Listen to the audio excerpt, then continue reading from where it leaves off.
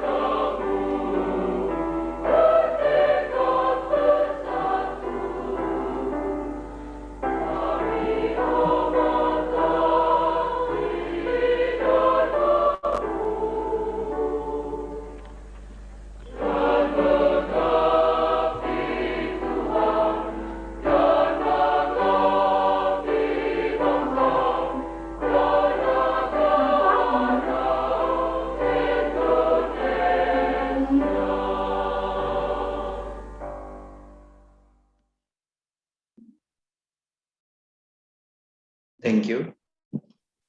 The third International Symposium of Earth, Energy, Environmental Science, and Sustainable Development, with the theme of Challenge in Sustainable Development in Developing Countries, are attended by more than 190 participants coming from many countries around the world, namely Malaysia, South Korea, Ukraine, Thailand, Uzbekistan, Vietnam, Nigeria, Bangladesh, Russia, Brazil, Poland, China, Germany, Tunisia, and Indonesia. The symposium also generously supported by our sponsors, Danone Indonesia, Induk Koperasi Kepolisian Negara Republik Indonesia Inkopol, PT Arlindo Grafimedia, PT Riau Andalan Pulp and Paper April Group, APP Sinarmas, Harita Nikel, Bank Rakyat Indonesia, Pertamina Patra Niaga, Starborn Chemical, Greenera Consulting, PT Prima Kana Energy, Waskita, Protex, One Global Synergy, and Lintas Arta. The symposium is also co-organized by the Postgraduate Student Associations of the School of Environmental Science Universitas Indonesia, or Himpasiling UI. Now, we would like to invite the Honorable Director of School of Environmental Science Universitas Indonesia, Dr. Tri Edi Budi Susilo, Master of Science, to deliver his opening speech. To Dr. Tri Edi Budi Susilo, the floor is yours. Thank you. Bismillahirrahmanirrahim. Assalamualaikum warahmatullahi wabarakatuh. Greeting everyone. As Director of School of Environmental Science, Universitas Indonesia, I am honored that we able to hold this symposium for the third time. The third JESSD International Symposium is organized by the Journal of Environmental Science and Sustainable Development, School of Environmental Science, Universitas Indonesia. This year, we have the opportunity to hold a virtual symposium. Previously, we arranged to make hybrid symposium. However, because of a pandemic, we decided to hold virtually. We hope that our decision to hold a virtual event will help make the symposium more accessible without impacting the quality of research that will be showcased in today's event. Extreme temperatures, frequent storms, heavy floods, all of these hazards, when traced back to their cause, are heavily linked to how humans interact and manage the environment around them.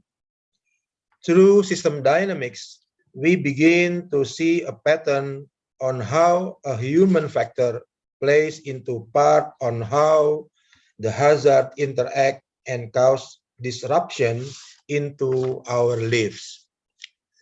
Through the lens of environmental science, we have begun to see various natural hazards that are increasing in volume and frequency.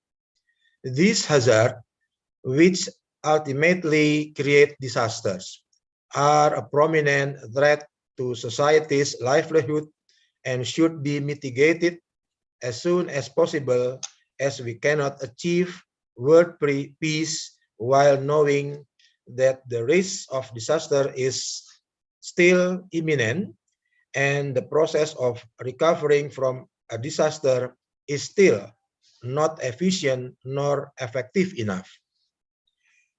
Many of our society's problems today can be traced back to how we manage the environment. For example, deforestation has significantly contributed to many things. One of them is toward climate change. Due to unregulated and uncontrolled deforestation, many hydrometeorological hazards have been increasing in frequency. This, in turn, has significantly increased the frequency and the risk of disasters happening in both domestic and international level. If it goes unregulated, uncontrolled, or does not decrease significantly, it could significantly increase the risk even further and may endanger the livelihood of every person on the planet. We need a change for the better immediately. I believe in order to properly implement such changes, holding this symposium is a great way to contribute to that implementation.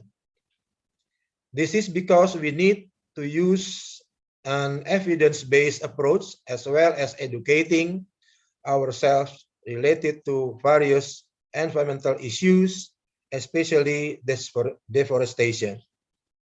By learning, collecting data, and educating ourselves, we can create substantial arguments and initiatives that can aim to systematically reduce deforestation in the long run. Committing to a long-term education is also an appropriate way to learn from experts as well as develop ourselves to equip necessary knowledge in combating various environmental problems, such as the aforementioned deforestation. It is also a viable solution in terms of sustainability. The third JESSD International Symposium chooses the theme of challenges in sustainable development in developing countries.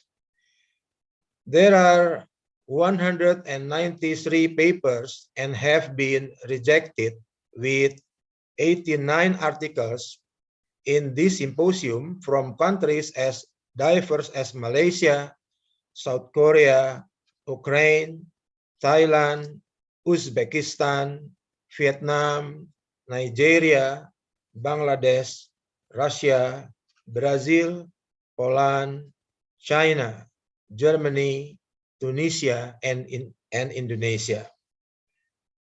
We will be happy to hear more about these articles, which will be presented during the two-day period.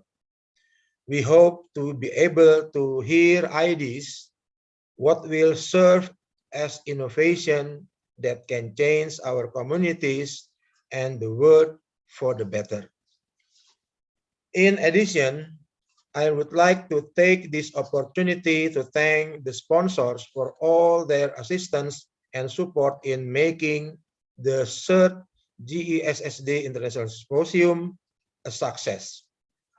While thanking Danone Indonesia, Induk Koperasi Kepolisian Negara Republik Indonesia or Inkopol, PT Arlindo Grafimedia, PT Riau Andalan Pulp and Paper or April Group, Bank Rakyat Indonesia, APP Sinarmas, Harita Nickel, Grinira Consulting, Pertamina Patraniaga, Starbond Chemical, PT Prima Kana Energy, Waskita, Rotex, One Global Synergy, and Linta Sarta for sponsoring our event, and also for Himpasiling or Himpunan Mahasiswa Pasca Sarjana Ilmu Lingkungan Indonesia 2022 period that has contributed for this event.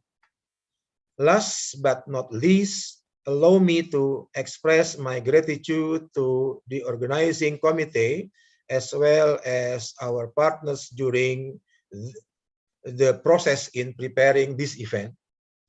This symposium would not have been possible without the help of the many individuals and organizations who contributed directly and indirectly to its success.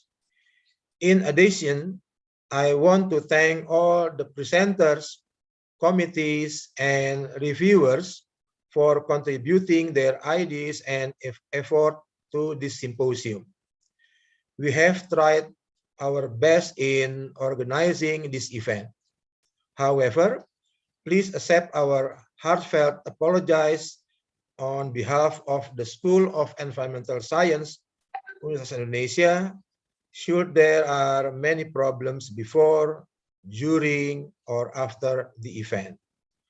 Should you encounter any of these problems, please do not hesitate to report it to the committee. I wish you all the best for the symposium and look forward to engaging in insightful discussion as well as exchanging ideas with you. Together, we can look forward to a bright future filled with groundbreaking research, knowledge, and technology. Thank you. Thank you, Dr. Tri Edi Budi Susilo, for your inspiring and encouraging speech this morning. Before we move to the main session, now we will have photo session together. We would like to invite all participants to open your video camera and be documented by the organizing committee. To the organizing committee, please.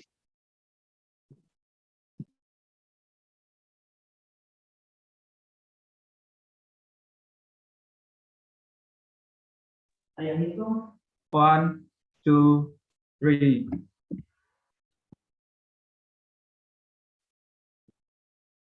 Wait a second. Second page. Hold second. 1, 2, 3. All right.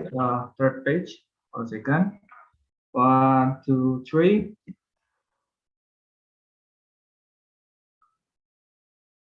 Okay. Hold. Fourth page. 1, 2, 3.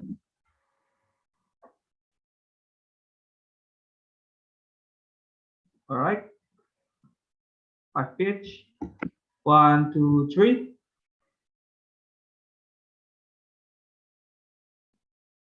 Okay, last one. 1, 2, 3.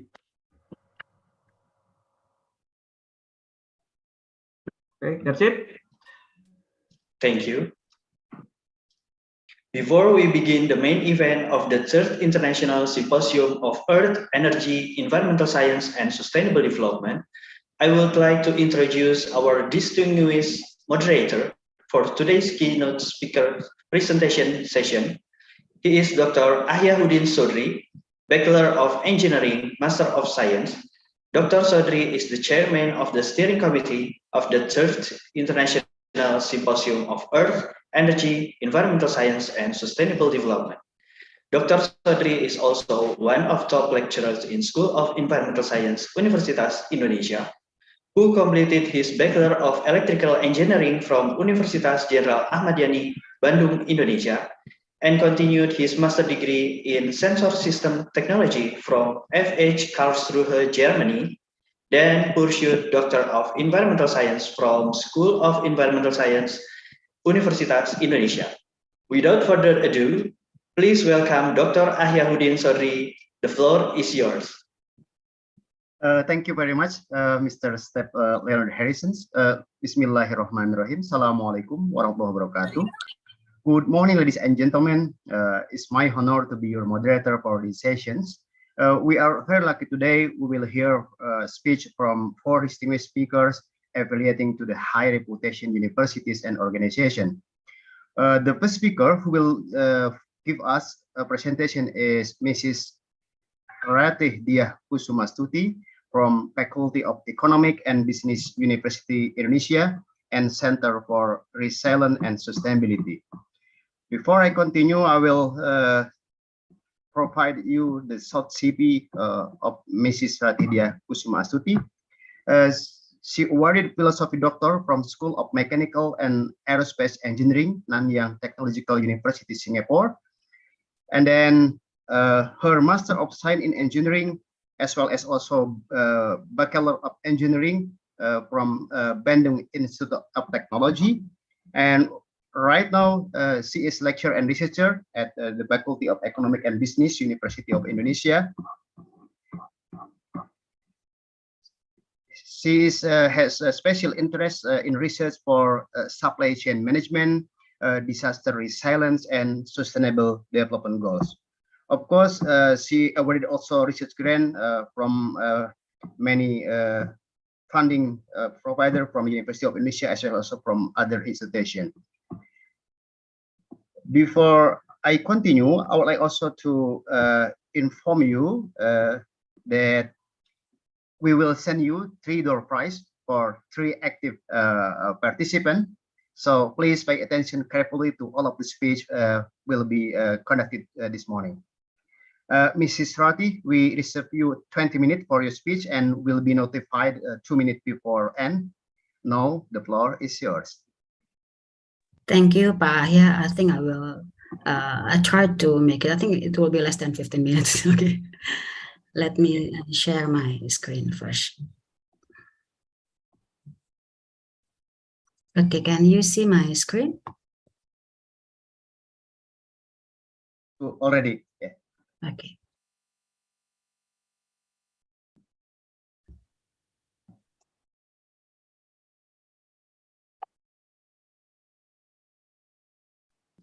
Okay, good morning, everyone. I hope everyone is healthy and happy. And first of all, thank you for the organizing committee to inviting me here. It is an honor for me to be here. I'm Rati Dia Kusmasuti. I'm from the Center for Resilience and Sustainability Studies, or CRESS, Department of Management, Faculty of Economics and Business, Universitas Indonesia. I'm here to discuss about the challenges to reduce plastic waste in Indonesia. So this is the outline of my presentation. I will start with the background and then followed by the challenges and then how to move forward to overcome the challenges. So the world is producing twice as much plastic waste as 2 decades ago. Yeah, so this is along with the increasing trend of the world population, and the very much or the bulk of the plastic waste is ending up in landfills or incinerated or leaking up into the environment, and only 9% are successfully recycled. And in Indonesia alone, it is estimated that the amount of total waste produced in 2021 was about 68.5 million tons, and as much as 17% of it, or 11.6 million, was plastic waste, and it was a significant increase from 11% in 2010. Yeah. And then this increase of waste was due mostly by because of two causes. The first one is there's a change in the lifestyle that tend to prefer for disposable plastic products. And then the second one is because of the COVID-19 pandemics. People nowadays are purchase everything mostly online, and they all comes with packaging and bubble wraps from plastics. And plastic waste have impacted the environment negatively. And the most important problem of plastic materials is that many of them degrade slowly. And as particles decrease in size, the problem becomes less visible but remains the main concern. And plastic exists throughout the environment. Its accumulation are in landfills and also in the oceans. And this is this figure depicted the forward and backward flows of plastics. That is, I take it from Tendring et al. 2016. So we see here that plastic are produced by industries by converting raw materials from fossil fuels or agricultural materials, and then the product are consumed by the industrial sectors such as the food and drink industries, the cosmetics, textile and clothing, agricultural and fisheries, construction, transportation, tourism, and many more industries. And also, in the end, it will be consumed by the retail industries and also the individuals. And after the use, they produce plastic waste. And a portion of the plastic waste are processed through what we call it as product recovery, namely the reuse, repair, remanufacturing, and recycling, and re-enter the industry as raw materials or components. But the bigger portion of the plastic waste are released into the environment or ending up in landfills or in the oceans.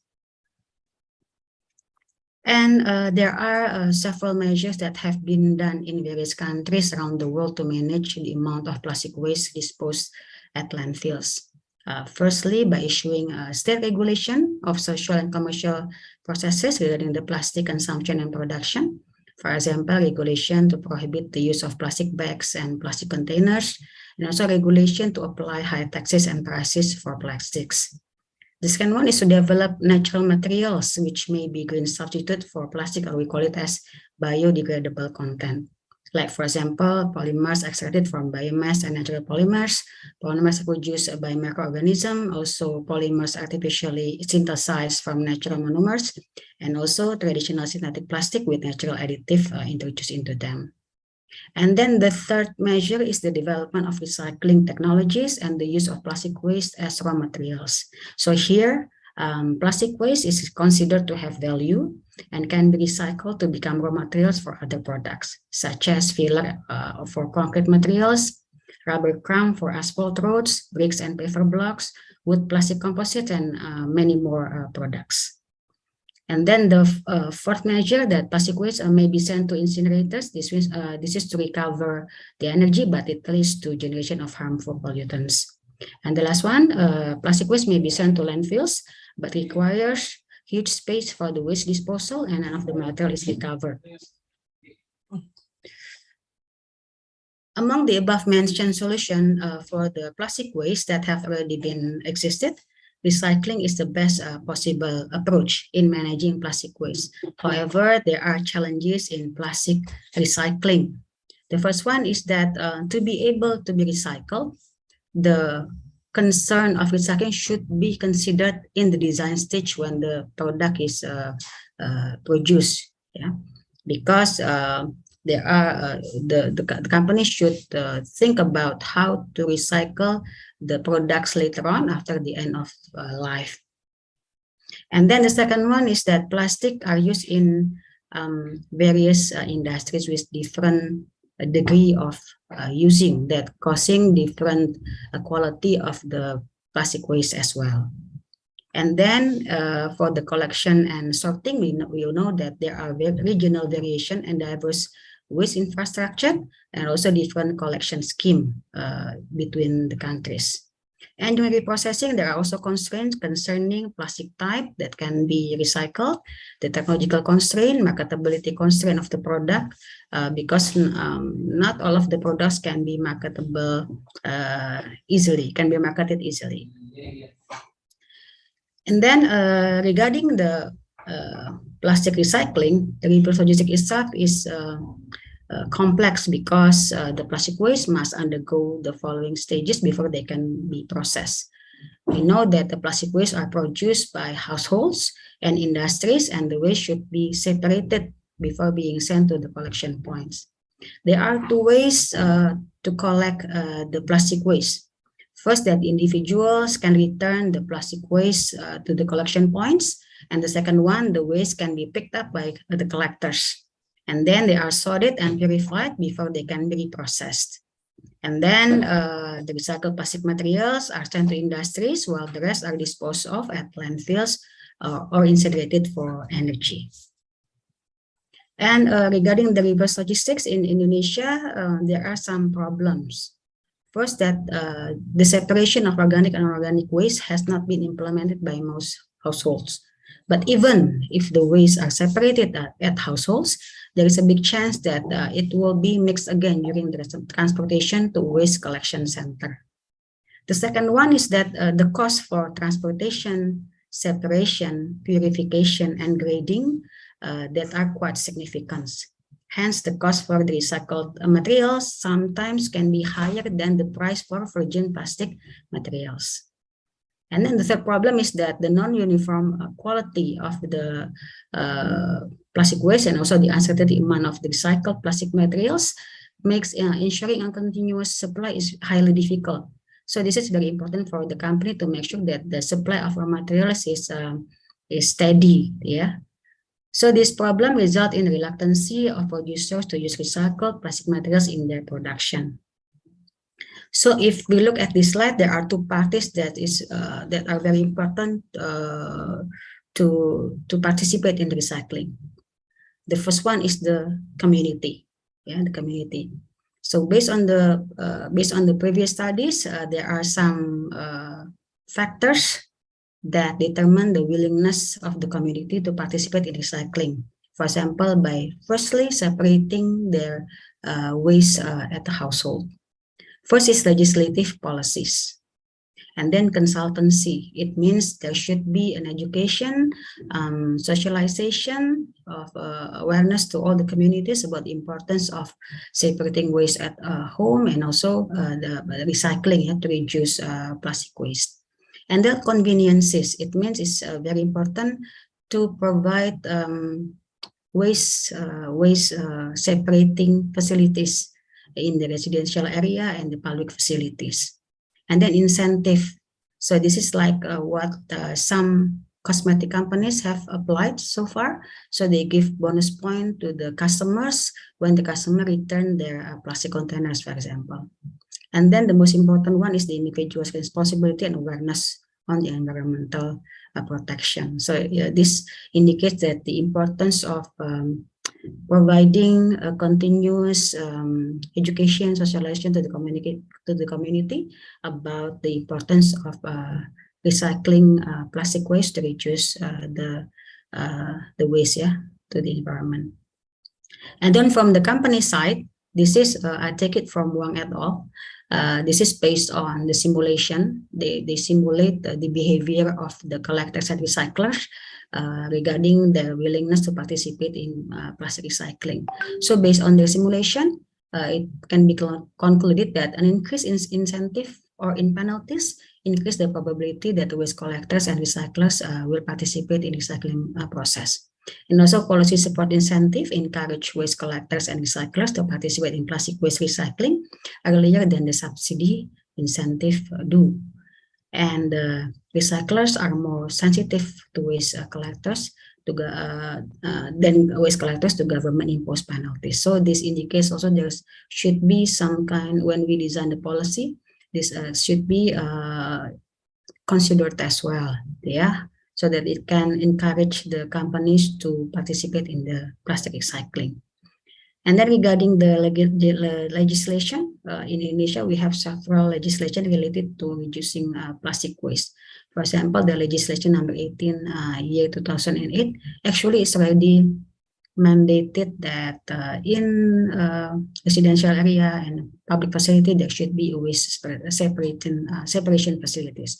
Also, Article 15 also talk about extended producer responsibility, that the producer is responsible to take back the end-of-life products and including the packaging and containers.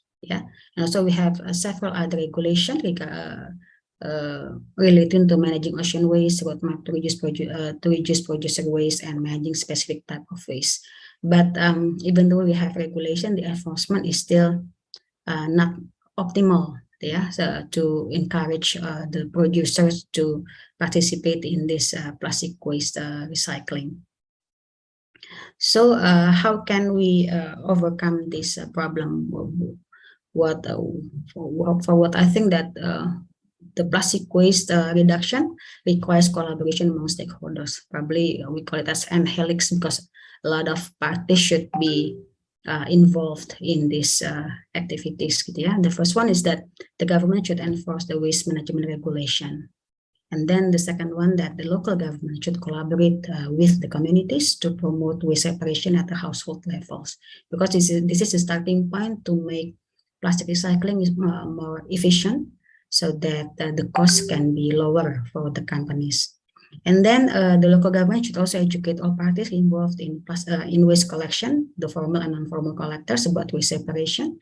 And then the fourth one, there should be a collaboration with the between the local government and the industry to develop recycling infrastructure, because the recycling infrastructure cannot be the cost cannot be borne by the companies itself, because it's quite significant. So there should be some kind of collaboration from the local government and the companies to manage the infrastructure, to develop the infrastructure. And the last one, as academician, we also need to develop technology and also the reverse logistic network that can make plastic waste recycling more efficient. So with lower cost. Okay, that's all my question. Thank you very much. Okay, thank you very much, Mrs. Rati. I think it was a very interesting speech from you, and I believe that I think many participants would like to raise their question. But may I suggest that all participants just keep it at the moment, because we will continue to the second presenter. And second presenter here is Mrs. Dr. Au Yong Huni. And before I provide the floor to Mrs. Dr. Au Yong Huni, I would like to summarize her CV. Actually, it's quite long, and if I read it, maybe it will take more than 10 minutes. Therefore, I just want to summarize for you. Mrs. Dr. Au Yong Huni is Associate Professor at the Department of Economic, Faculty of Business and Finance, University Tunku Abdul Rahman. She was awarded Doctor of Philosophy from University of Science in Malaysia. Her Master of Art Economic from University of Tsukuba, and she got Bachelor of Science in Resource Economic from University of Agriculture, Malaysia. She was awarded many achievements. I think here I would like to mention only one or two. She was awarded Jabatan Perkhidmatan Awam Scholarship in 1990 and Tun Rajak Youth Leadership Award 1995, Best Award at World Conference on Business and Management 2018, and she got also other appointment, young professor at Jiangsu University in 2021, part-time teaching faculty at Beijing Foreign Studies University, member of ACCIM Socioeconomic Research Committee, and also a judge for Golden Ball Award 2019. Her research interests are digital economy, and then financial risk, health economic, international economic, real estate economic, and transport economic. Of course, she got also many research grants from famous organization, and I could mention one by one because she's quite a lot. So I wouldn't want like to take so many time. Therefore, I would like to invite for the second presenter, Mrs. Dr. Au Yong Huni. The floor is yours. Good morning. Salam Sejahtera. Thank you, Dr. Sobri, for your generous introduction. So I thank the organizer and also of the JESSD Symposium and Universitas Indonesia for inviting me to provide a speech. I will share about sustainable hazardous waste management in Malaysia. This is basic. I will share about some background and also the sustainable hazardous waste, as well as one of the research conducted. Malaysia is a neighboring country of Indonesia. So we was in the agriculture base in the 1970s. However, now we have transformed to a more diversified economic structure. And services is the largest contributor to the economy at 53.5%. Manufacturing contributes 81% of the total exports, and 75% of the total export are those multinational based in Malaysia. Malaysia is part of the ASEAN, and the ASEAN is now the 7th largest economy, and expected in another 30 years will be the 4th largest economy in the world. And we have ASEAN, we have more than 600 million population, and 60% are the youth.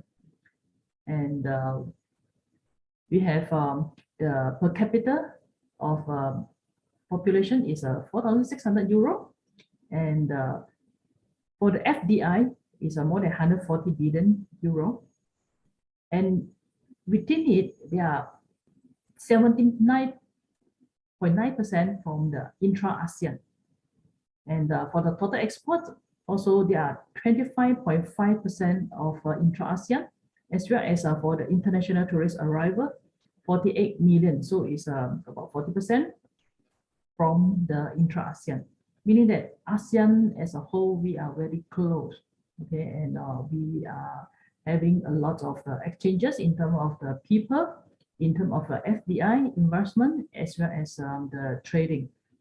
And for ASEAN, we have multiple dialogue partners, and more importantly, last year it was signed the RCEP, Regional Comprehensive Economic Partnership, and ASEAN with the 5 countries, Australia, China, Japan, Korea, and New Zealand from the RCEP, and there is a huge economic growth opportunity, and we are very much for us with encourage for the people within ASEAN for more exchanges, and also to have more trading, more traveling among the member states.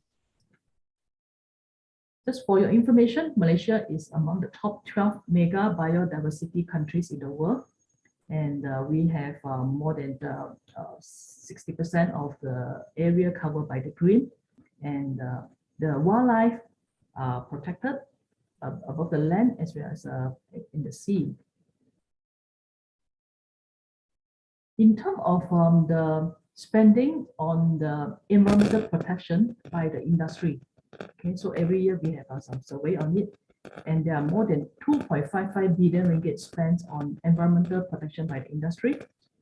68.5% is on operating expenditure, and the capital expenditure is at 31.5%, meaning that to have invest in the new equipment and other facilities to protect environment. So out of this, among these 2.55 billion spent, 73.6% from the manufacturing sector. So this is where a lot of activity in terms of the production done, and this manufacturing sector is almost 3/4 of the environmental protection expenditure spent. Others is 11.3% from services and other sector. And from in terms of the area spent of this 2.55 billion, so 65.4% are from the environmental protection activities expenditure, 29.6% from waste management.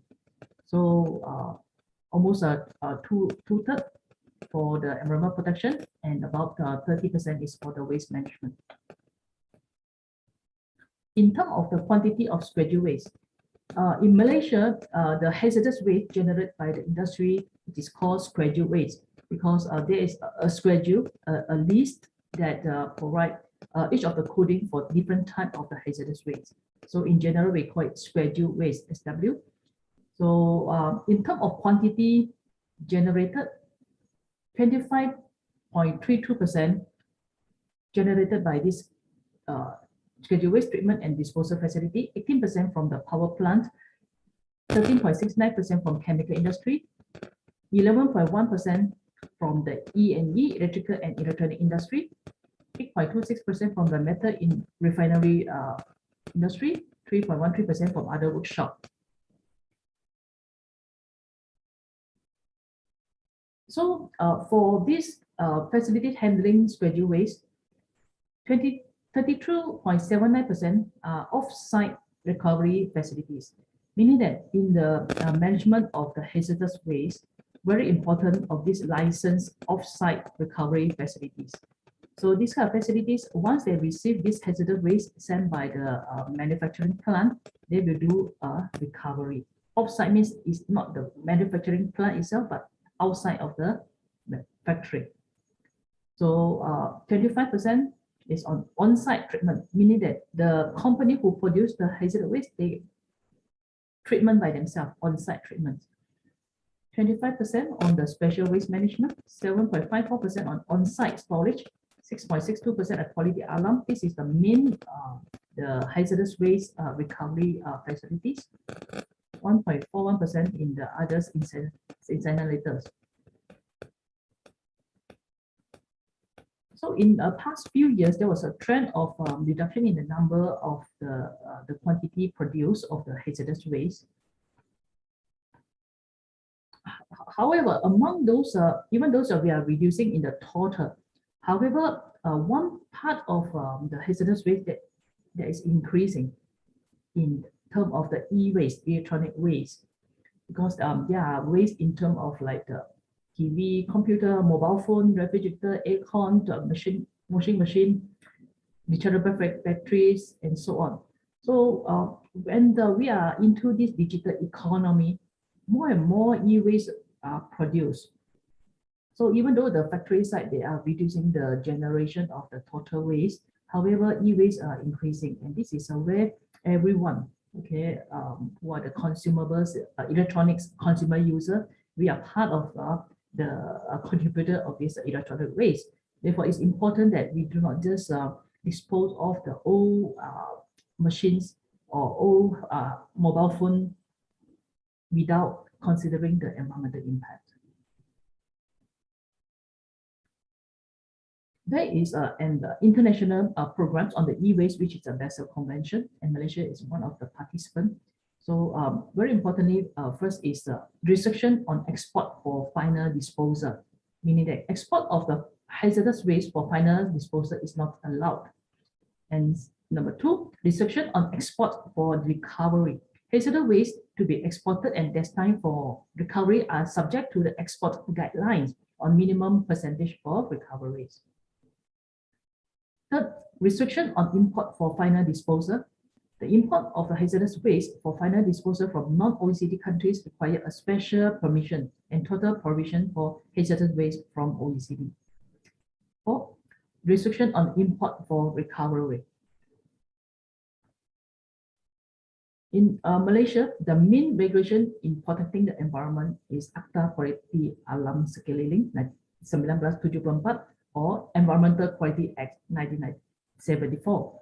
This is all called EQA. This is a main law governing environmental protection in Malaysia. So specifically about the hazardous waste, there is Environmental Quality Schedule Waste Regulation 2005.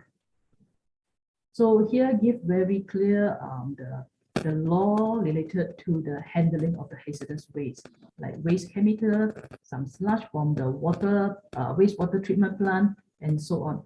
So waste generator or the production plant, they must identify what kind of hazardous waste are there. They must notify to the government, and in temporary they store it while waiting for the sent to the offsite refinery. So they must have the record of the storage by each different type of the hazardous waste. And in terms of when sending out for the disposal to the licensed disposer, they must fill out the 7 schedule with the detail of the hazardous waste and quantity, as well as the consignment note when passing this hazardous waste to the waste collector, who are licensed by the DG of the DOE, Director General of Department of Environment. So this vehicle, they're carrying this 7 schedule and consignment note to send to the schedule waste facilities. And they can only allow to use the main route, not any route they are allowed, only permissible routes when sending these hazardous waste. Once in the waste treatment and disposal facilities, they must be licensed by the DG of the DOE, must observe the 7 schedule and detail of the consignment notes, and they must be the schedule waste on-site license, and they will select certain kind of the schedule waste. Some may be for incineration, some for secure landfill, and some for the recovery. So when we talk about the list of the hazardous waste, so we call it schedule waste, SW. Okay, there are different coding for different type of the disposal. And out of it, just now we mentioned the e-waste, which is SW110. These are the waste from electrical and electronic assemblies containing components such as accumulators, mercury switches, glass from cathode ray tubes, and other activated glass or polychlorinated biphenyl capacitors, or contaminated with cadmium, mercury, lead, nickel, chromium, copper, lithium, silver, manganese, or polychlorinated biphenyls. And these are some of the images of it. So in terms of the number of e-waste recovery facilities in Malaysia, there are 146 e-waste recovery facilities in Malaysia with the total capacity to handle more than 24,000 metric tons of e-waste per month. Out of them, 128 are the partial recovery, who are small and medium-sized operators engaged in physical or manual segregation of e-waste for further processing. And these are the main one, are the 18 full recover facilities which can process the e-waste to recover the precious metals. And the number of these licensed facilities are increasing. So the location of these scheduled waste facilities, so they are mainly in the main state of the Johor, Melaka, Kedah, Negeri Sembilan, and Perak.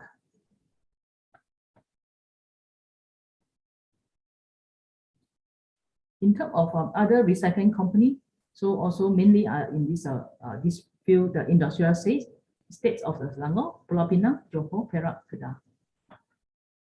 So for the research that we conducted, so we also think about this important of for the companies to have this ESG agenda, environmental, social, and governance agenda. So it is expected that outcome of this study could provide a better understanding on how to successfully integrate ESG into the business strategies and to obtain sustainable performance from hazardous waste management and minimize the risk of the failure. For the policy maker, they could also consider the findings when promoting ESG agenda that adhere to the Malaysian hazardous waste regulations. The outcome of the study could also shed some light upon the ESG initiative, since sustainable hazardous management status in the country, we will need to further develop. So this was a survey collected from the hazardous waste management activity professionals, and investigate the barriers and critical successful factors (CSFs) that affect the sustainable hazardous waste management. The respondents are mainly aged 30 to 39, 43.7%, and most of them are degree holder of 52.4%. They are of the senior engineer or executive, 45.6%, and they are 1 to 5 years in the company, 37.9%. So we're getting important information for these respondents. And among the barriers, there are top 10 barriers, and in terms of descriptive analysis, I would just like to share about the top 3 of them is a lack of awareness about environmental sustainability. Secondly, poor networking, and 3, the lack of information. Among these, the environmental professionals, they are talking about some of them may be lack of the awareness or understanding about the sustainability importance to the environment. And secondly, they may lack of networking on the how to where to dispose of sustainability, meaning that some of them may send for the disposal instead of the recovery, because we know that recovery is part of the, we can recover certain part of the material. And third barriers is a lack of information. They may need more information on the to get the correct license provider. In terms of the critical success factors, the top among the 7, top 3 are the incentive and reward. The second one is commitment from the top management, and the third is the adoption of the 14,001. So meaning that for the companies, they are still think about some incentive or reward on the handling the hazardous waste sustainability. And secondly, any top management encouragement and commitment to provide the resources. And thirdly, adoption of 14,001, meaning that the role of the client also important. If the client required for this 14,001, and the certification, we also encourage this company to handle the hazardous waste more sustainably. So this is the main ANOVA result, which is significant.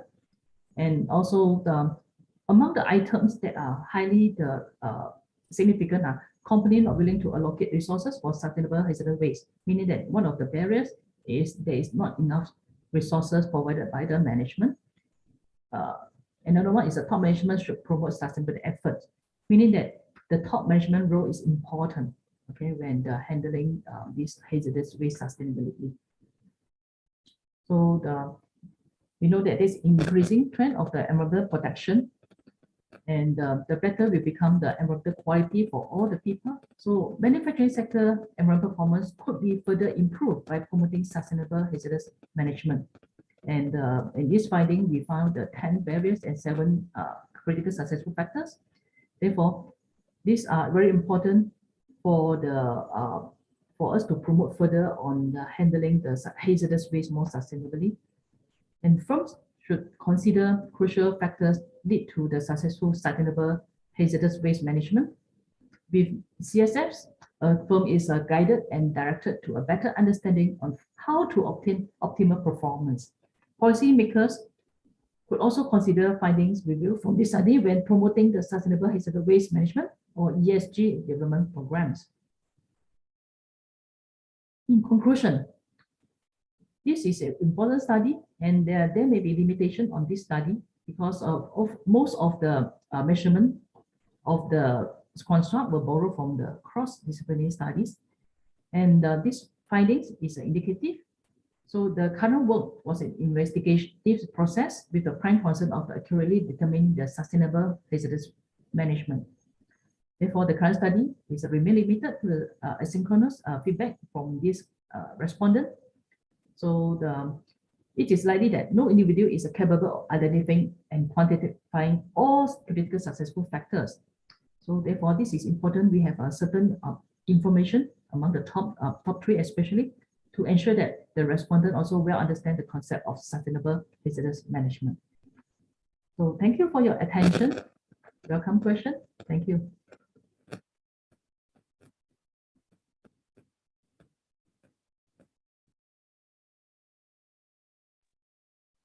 Okay, thank you very much. It was a very interesting presentation.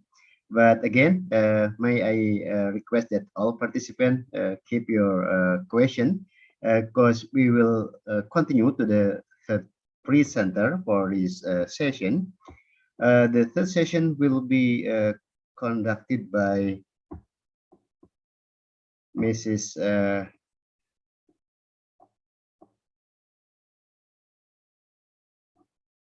Dr. Mary Emuliadi from School of Geography and Environment, University of Oxford, UK, and she is also lecturer at the School of Environmental Science, University of Indonesia. Mrs. Dr. Mary Emuliani, I think she had already provided on the recorded presentation. Therefore, I would like to request the committee maybe to play her presentation, please.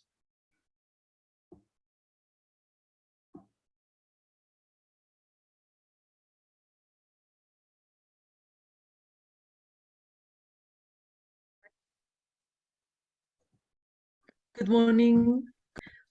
For those joining the symposium from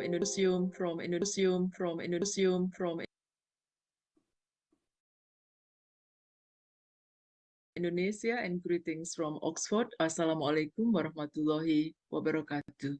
Many congratulations to the School of Environmental Science of Universitas Indonesia for its third JESSD International Symposium. Let me now try to open and share my slides, and please bear with me while navigating this technology. Here we are. Right, so first of all, my compliments to Dr. Budi Susilo, the director of the school, and Dr. Herdis Herdiansah, the editor-in-chief of the JESSD journal. Thank you for inviting me to speak on environmental subjectivity and conservation, a topic close to my own research. The notion or concept of environmental subjectivity refers to willing subjects who conserve and manage the environment created via a disciplinary apparatus, either by the state or the government or by network of governance. This concept is derived from Foucault's governmentality and Agrawal's concept of environmental subject. As you can see on the slide, in 2020, Geoforum Journal published an article which I co-authored with my former Oxford master student, Mansi Anand, who is now doing her PhD at Cornell University. My speech today highlights how the concepts of environmental subjectivity and conservation subjectivity can discern how community-based conservation can be conducted through a neoliberal approach and the resulting conservation outcomes. In this particular case study, the first author collected the empirical data from the local reserve forest in India, through which I believed lessons learned can inform similar conservation efforts in both the global south and global north forests. Specifically, Mansi and I deployed the concept of environmentality to discern what was occurring on the ground with regard to the creation of what appeared to be a more advanced type of environmental subjects, which we then conceptualize as conservation subject. I will explain the key empirical findings which led to our argument that the conservation subject, as we conceptualize, which resulted from the neoliberal interventions, is an advanced form of environmental subject and not merely a different form of subjectivity. For the benefits of research students who may consider employing similar theoretical concepts on case study evidence in Indonesia or other countries, I will explain the initial research process briefly.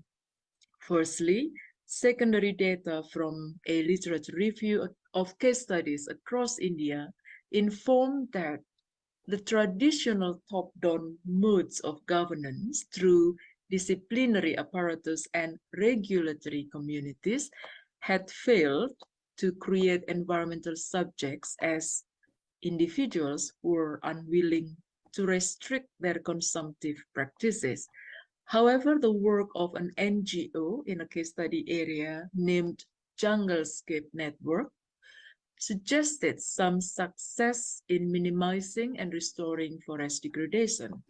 Informed by Agrawal's concept of environmentality, our study then assumed that the success of the conservation subject, the success of the conservation project on the ground was due to the development of environmental subjects, which are, as I mentioned earlier, subjects willing to conserve and manage the environment.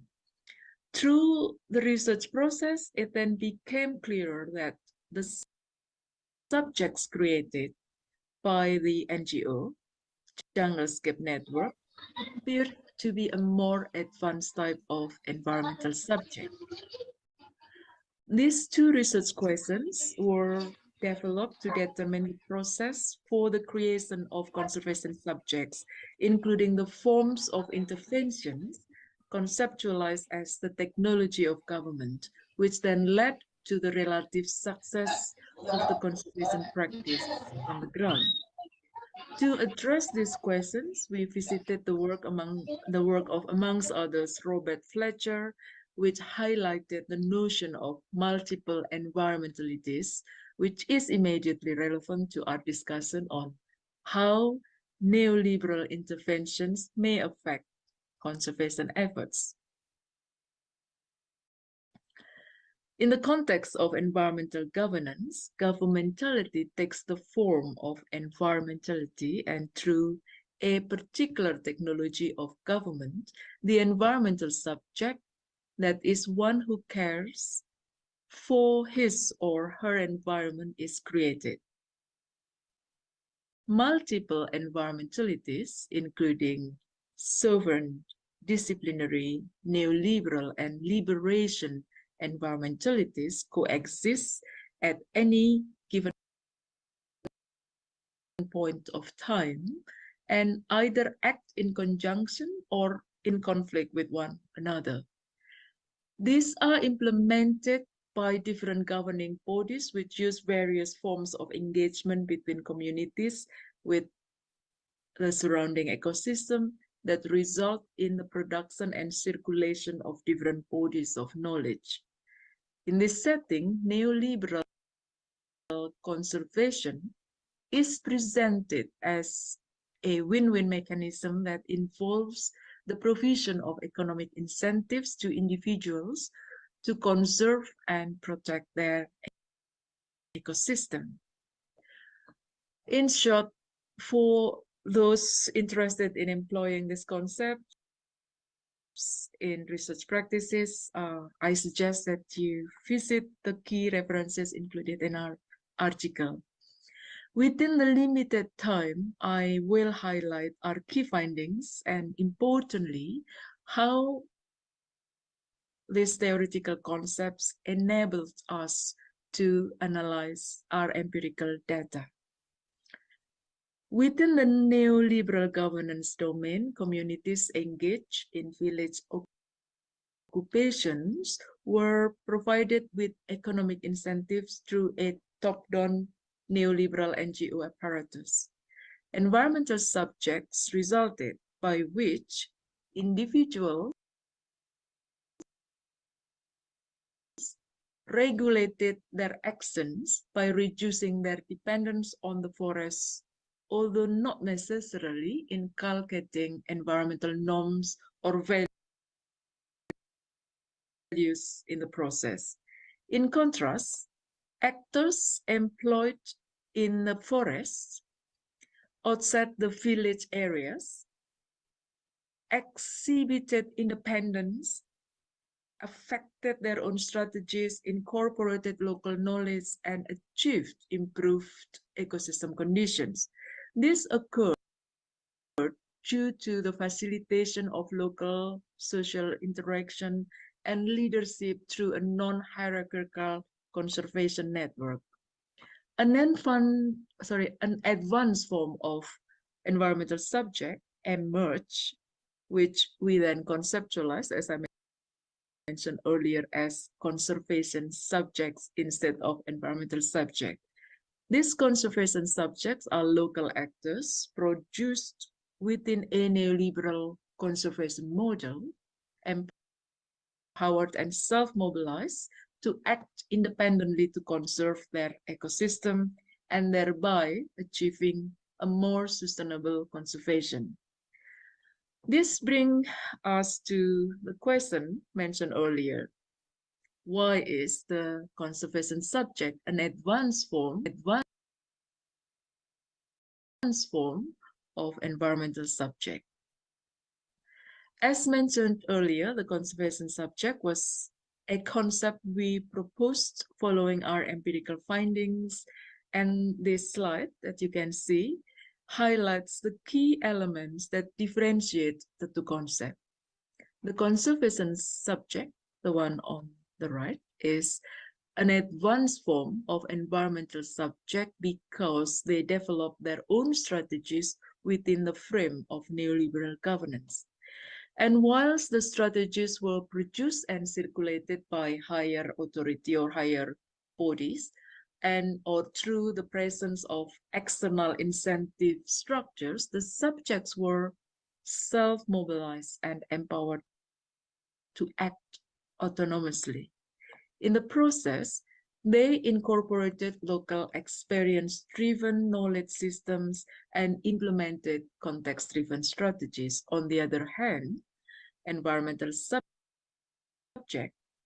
the one on the left, regulated their actions to reduce dependency on the forest by following exact instruction from the neoliberal governing bodies and thus showed little independency. Iya, kayaknya angkot deh. Atau dijemput, aku nggak tahu deh. The sustainability of certain conservation efforts. This slide shows the key conservation outcomes resulting from the creation of conservation subject. Amongst others, there was strong evidence that the mixed restoration strategies resulted in an additional 70% of water harvesting, a 20% removal of invasive species, and a 10% increase in sapling planting. Equally important was the evidence of an improved sense of belonging to the forest by local communities and the infusion of local knowledge systems into Western science during the planting programs, which brings me to the following slide, which shows improved ecological condition in 2016, 9 years since the interventions by the NGO Junglescape began in 2009. To this end, I would like to return to the main research question. As mentioned earlier, our study aimed to determine which technology of government played a key role in shaping what we propose as conservation subject. Arriving at a precise answer is a challenge since multiple environmentalities were evident within our case study. Our findings suggested that different types of neoliberal occupations produce subjects that are distinct from one another. For example, as I mentioned earlier, village-driven occupations such as tailoring, ecotourism, and bicycle repair were implemented away from the forest area, but with economic incentives via a top-down neoliberal NGO apparatus. This produced environmental subjects who regulate and restrict their action vis-a-vis forest resources, but who do not necessarily inculcate conservation norms. These environmental subjects are not effective in our view and argument in addressing forest degradation. In contrast, the forest livelihood component resulted in the creation of advanced environmental subjects, which we conceptualize as conservation subject. They were empowered, self-mobilized to act independently to improve the conditions of the ecosystem within the frame of the neoliberal conservation advocated by the NGO. In order to create such conservation subjectivities, our study revealed that the implementation of a technology of government which combined a neoliberal and liberation environmentality through economic incentives and an egalitarian conservation network as opposed to hierarchical network held better prospects for success. The liberation form of environmentality pays particular attention to the ways through which local people could self-mobilize to exercise relatively autonomous and locally directed forms of environmental governance. This marks a shift from a centralized hierarchical mode of governance towards horizontal mode of governance. The inculcation of conservation subjectivity is also impactful since it incorporates holistic context-driven approaches and local knowledge system into the governmental apparatus. This is a model that has the potential to create a paradigm shift in forest governance, which brings me to the next slide.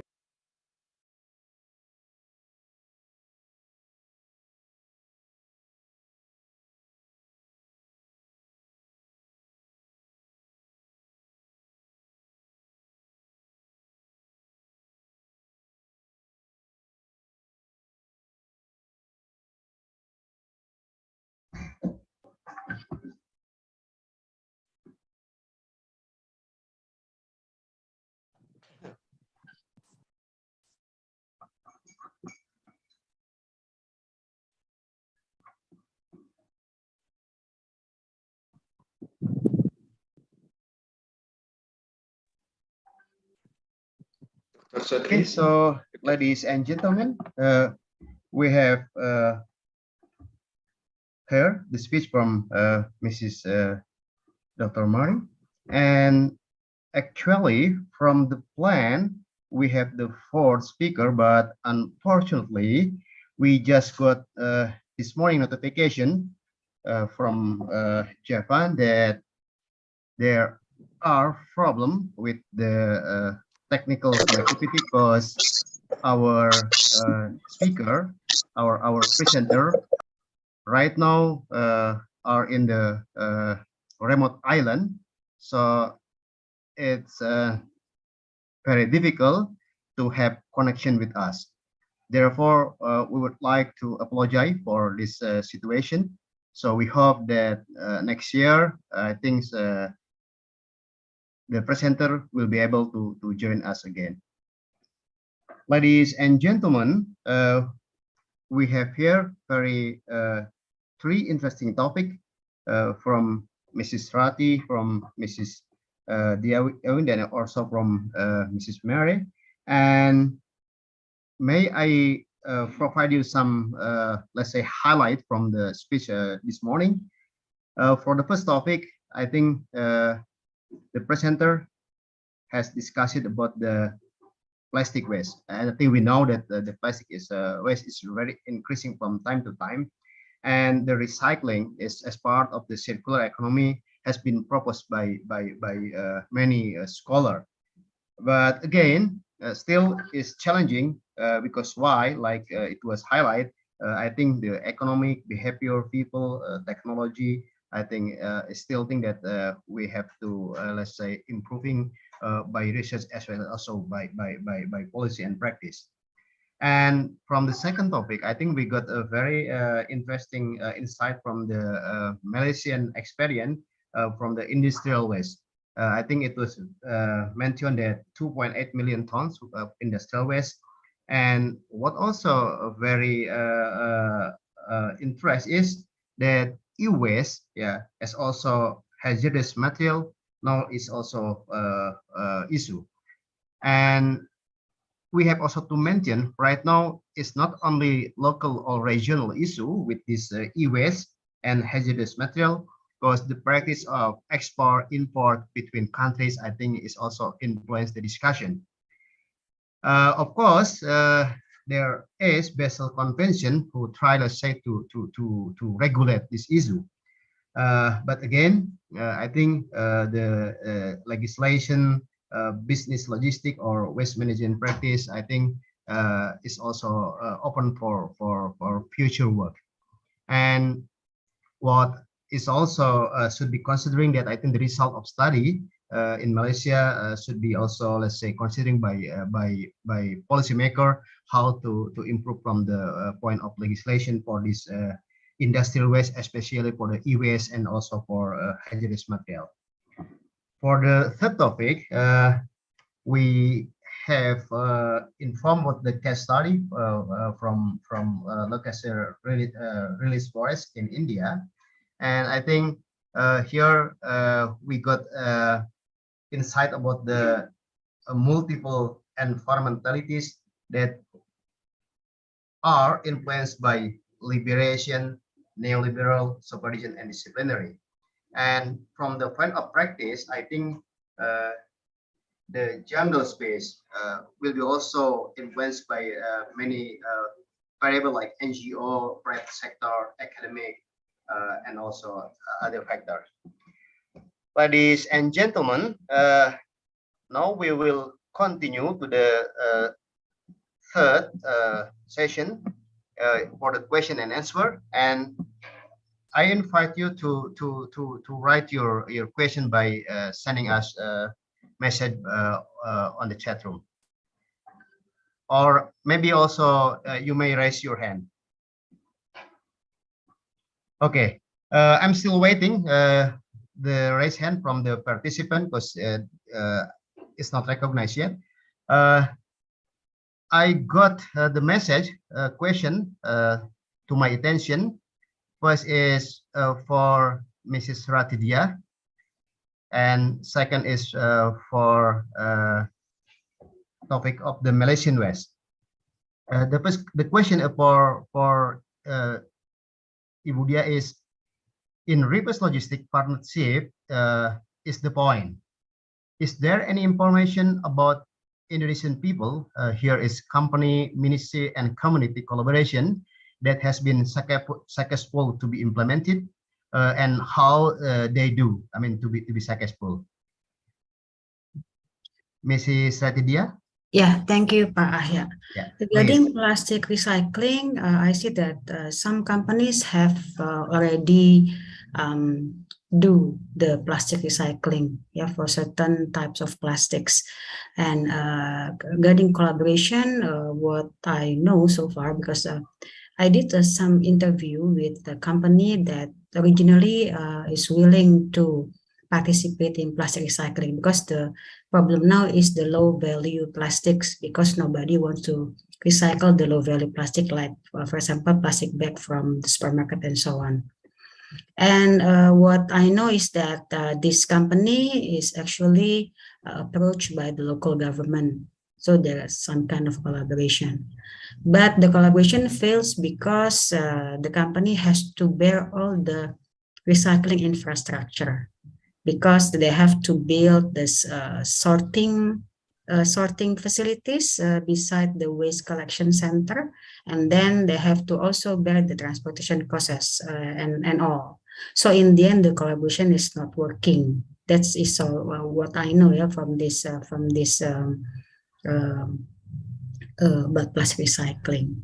But I believe there are collaboration that successful as well in other parts. But the one that I know is something that I told you before.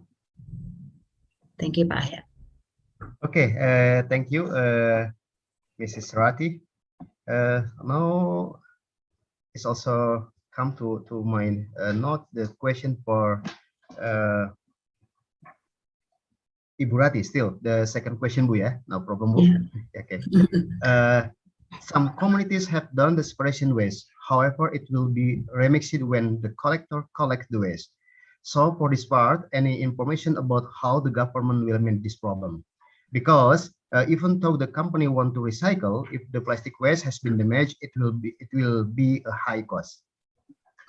Yeah, I know that some communities have already have a bank of waste, yeah, bank sampah, that actually separate the organic and inorganic waste. But as I mentioned in the presentation, even though the communities or the household have already separated the waste, there is no guarantee that it will not be mixed again during the transportation to the collection center.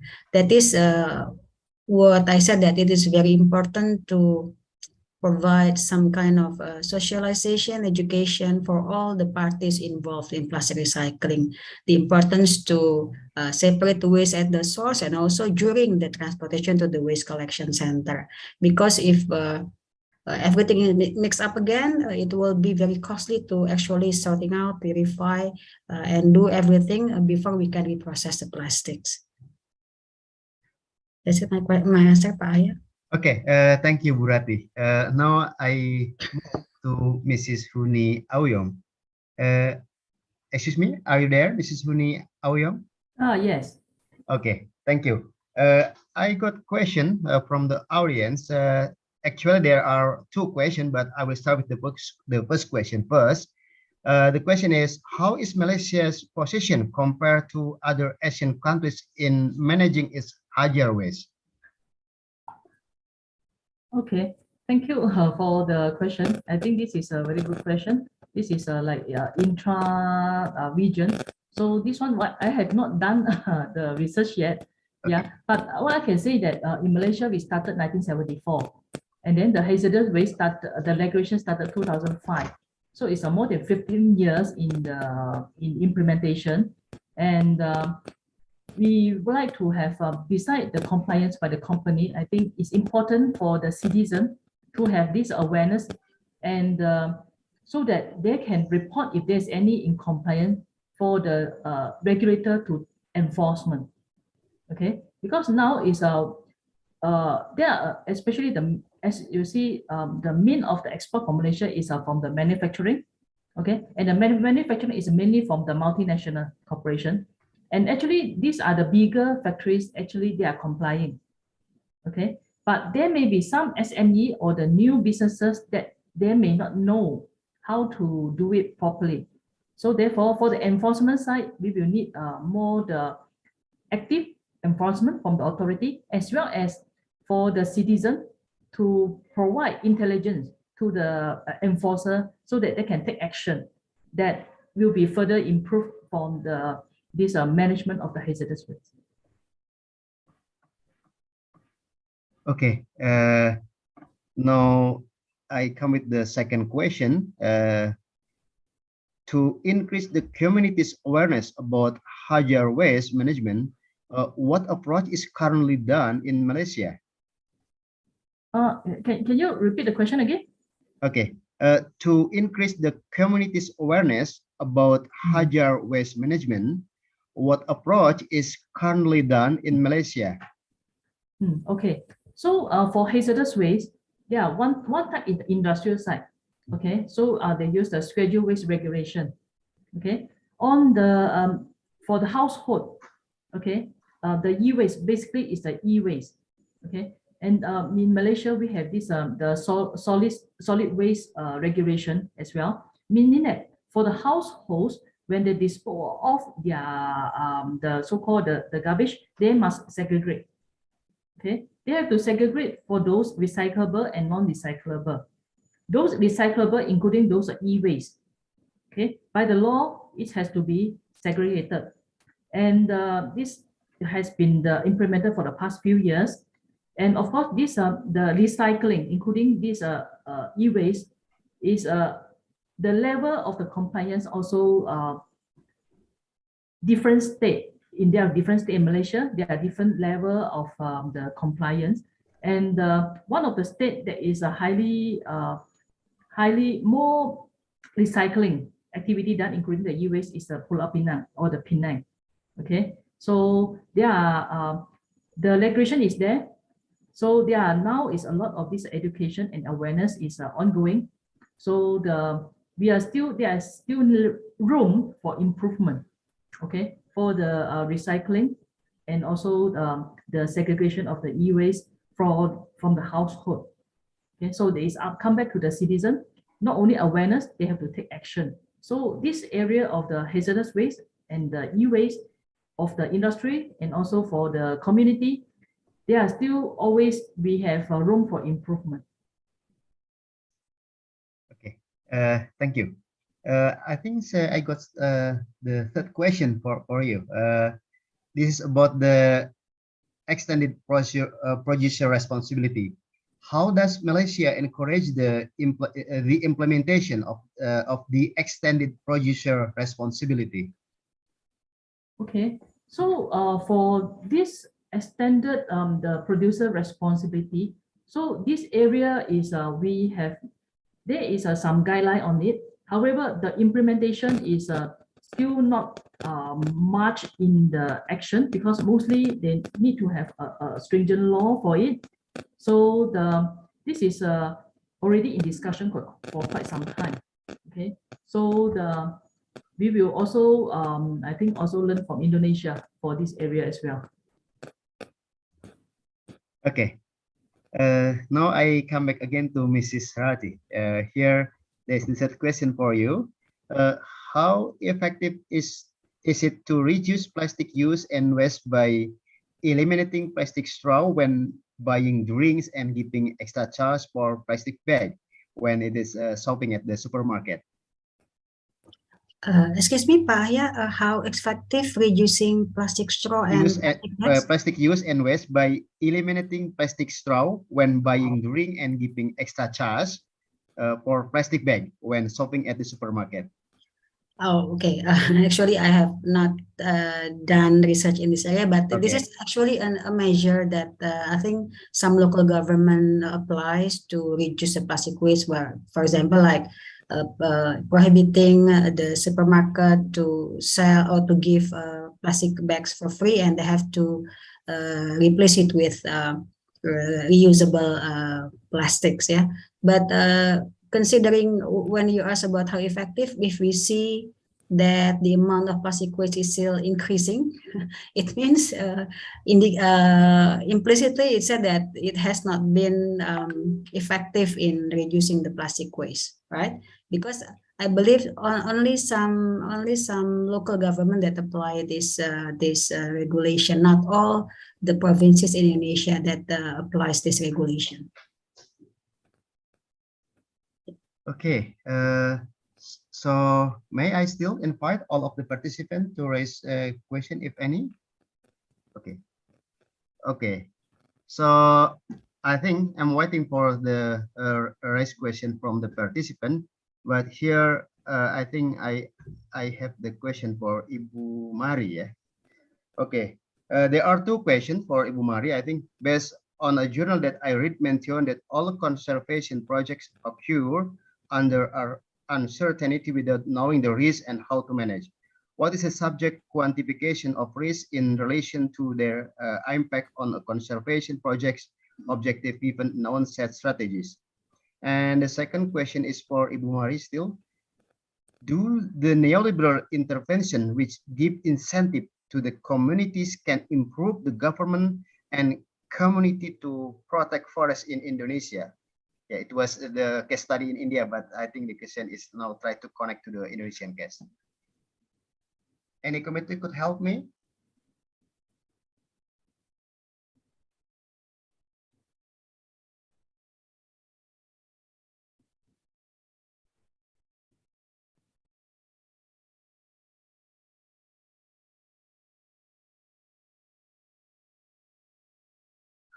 How to manage uncertainties and risks within conservation projects.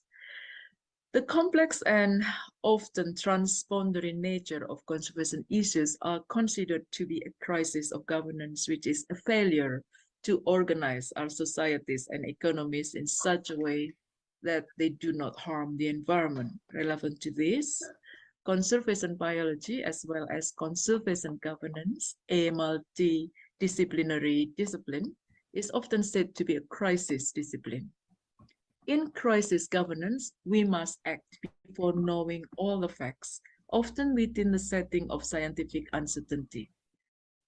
Therefore, conservationists and policymakers often have to make decisions about environmental management, conservation design before they are completely comfortable with the theoretical and empirical basis of the analysis. So tolerating uncertainty becomes a necessity. For example, in a widely cited work, What is Conservation Biology? Seoul emphasized that this discipline is highly dependent on the social sciences, since most conservation problems are to do with people, and hence, most people active in conservation must understand how society works. In this context, conservation efforts must include consideration of the concept of trade-off and the inclusive and meaningful participation of all relevant stakeholders. By so doing, potential crises and conflicts can be managed at their earliest stage before environmental damage become irrecoverable or irreparable. A critical step to managing this risk is to minimize the potential for conflict amongst resource users, when then the concept of social justice becomes paramount. Social justice scholars consider three dimensions of justice, including distributive justice, recognitional justice, and procedural justice, and to assess the implementation of these social justices within conservation efforts, some scholars created an equity framework, including the work of McDermott et al., for example. In short, the complex landscape of conservation requires a multidisciplinary expertise and an ever-growing need for resources deployed across multi-levels of governance. Second question, can neoliberal intervention improve community-based forests in Indonesia? The short answer is yes and no, actually. The how or to what extent question will be more determined by research. When conservation policy is developed to accommodate neoliberal modes of forest governance, such as creating markets for resource consumption and decentralizing resource governance through the involvement of local communities and NGOs, we all need to apply appropriate caution and consider both the positive and the limitation of neoliberal-based intervention. Whilst argued by many of its proponents as an effective means to achieve conservation and community livelihood goals, neoliberal approaches have been criticized for providing external agencies with increased ownership over the ecosystem, often resulting in reduced ownership of forests by local communities themselves and the disempowerment of locally situated stakeholders. This approach may also be limited in capturing local social dynamics such as gender roles, ethnic group tensions, class-based power imbalance, and identity, as well as cultural dynamics, in villages, which can then inhibit the ability of relevant organizations to implement conservation efforts effectively.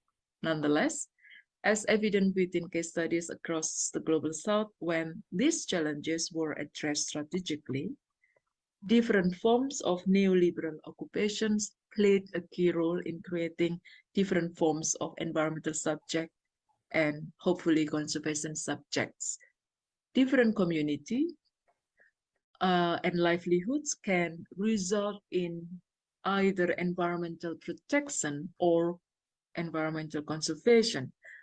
The former focuses on regulating individual actions towards the environment, which can lead to the creation of environmental subjects. The latter involves departing from a centralized hierarchical mode of governance to participatory egalitarian approach, which allows locally situated actors to incorporate socioeconomic aspects and biophysical attributes of an ecosystem into their thought process.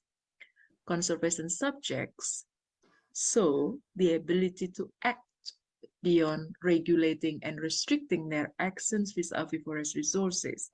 As I mentioned earlier, they were empowered and mobilized to act independently and improve their surrounding ecosystems conditions.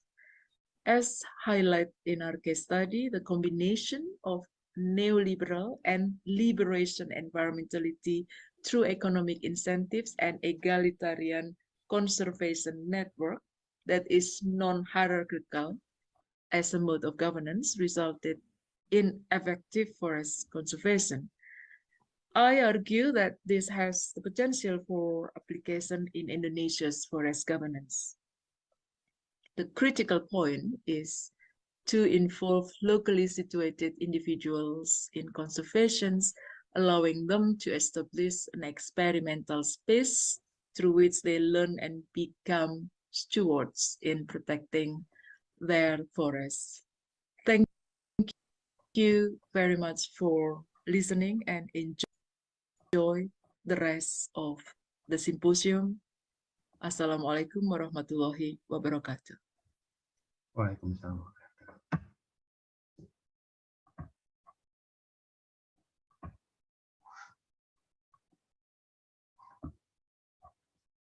Ladies and gentlemen, I think we should end the Q&A session. And as I highlighted in the beginning, as a token for actively participating in the session, those three audience who gave us the question will receive a token with the GoPay. I think you should install GoPay on your mobile. Otherwise, we could not send you the token. So our staff will contact you directly regarding this the merchandise shipment. Ladies and gentlemen, to end of this session, I would like to summarize all of the, let's say, presentation.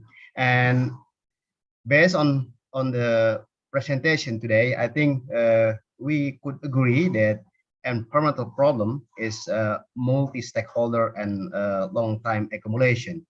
I think it's involved industries, policymaker, society, NGO, and academic. And because it's also a long time and accumulation problem. So the problem what we face today is caused by the wrong decision and behavior in the past, and vice versa. The wrong decision and behavior today, I think, will resolve the worst situation in the future. Therefore, to answer all of the environmental problem, I think we need multi-stakeholder collaboration and participation. That's what I could summarize from all of the three presentations this morning. Thank you so much to Mrs. Rati, Mrs. Ouyong, and Mrs. Mary for your time to share your outstanding knowledge and give us more insight about the very important topics this morning. I am Ahir Desori and would like to say thank you very much, and the session back I provide back again to the MC. Please, Mr. Steffi Leonard Harrison. Thank you very much to Dr. Ayaudin Sondri for moderating the keynote speakers presentation session, and to all distinguished keynote speakers. It is very insightful and making all of us become more knowledgeable, especially in the issues of climate, sustainability, and environment. We hope that all participants here are totally engaged with the essence of today's keynote speakers presentation and willing to act more for our better planet and humanity. Therefore, the first part of today's session is officially closed. We deeply apologize for the inconvenience caused by the change of Zoom link. Today's Zoom link will be valid until tomorrow. We will have around 1 hour and 30 minutes break, so participants can come back on 12:30 Jakarta time. And after that will be continued by parallel session of oral presentations. Also, we would like to remind all participants to fill the attendance form and rename your account according to room number followed by your full name. Please do not hesitate to ask for help to the organizing committee, session chair, and admin chair if you face some difficulties. Thank you and have a good break. See you soon in 1 hour and 30 minutes. Thank you, Mrs. Thank Rati, you. Mrs. Ayam. Yeah. How are you there in Malaysia? It's rainy season or No, dry season? just normal, not rainy season. Just